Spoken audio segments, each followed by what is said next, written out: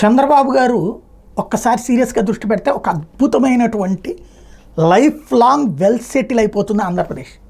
అది ఎలాగంటే cotton industries అన్నీ ఒకప్పుడు చైనాలో ఉండేవి.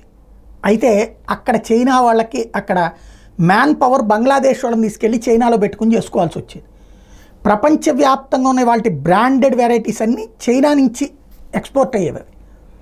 తర్వాత కాలంలో ఏం చేసిందంటే చైనా బంగ్లాదేశ్కి అదంతా తీసుకెళ్ళిపోయింది. బంగ్లాదేశ్లో ఎందుకు పెట్టింది? చైనాలో కాస్ట్ కంటే కూడా 25% కాస్ట్కే బంగ్లాదేశ్లో తయారయ్యాయి. కంపెనీలన్నీ చైనా కంపెనీలన్నీ వెళ్ళిపోయి బంగ్లాదేశ్లో పెట్టినాయి. వేలాది కాదు లక్షలాది మందికి ఉపాధి, పైగా అక్కడి నుంచి ఎక్స్పోర్ట్. అదే బంగ్లాదేశ్ జీడిపి పెరుగుదలకి కారణమైంది. ఉపాధి అవకాశాలు వచ్చినాయి. అలాంటి బంగ్లాదేశ్ ఇప్పుడు సంక్షోభంలో ఉండి ఆల్రెడీ ఈ మధ్యకాలంలో చైనా వాళ్ళు కంపెనీలు మూసేసుకున్నారు. అక్కడ వాస్తవంగా ప్రపంచంలో కాటన్ ఉత్పత్తిలో టాప్ 5లో ఉన్నాం ఇండియాలో ఆంధ్రప్రదేశ్ కూడా టాప్ 5లో ఉంది.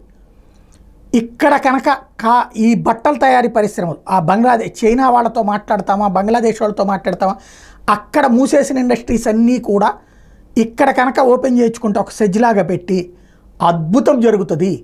బట్టల తయారీ అన్నటువంటిది ఇవాళ బ్రాండెడ్ బట్టలన్నీ కూడా విదేశాల్లో వాడుతున్నాయి, లేదా విదేశాల వాళ్ళవని మనం వాడుతున్నాయి అన్నీ కూడా బంగ్లాదేశ్లో చైనా అండతో తయారైన అమెరికన్ ఇతర యూరప్ దేశాల కంపెనీలే.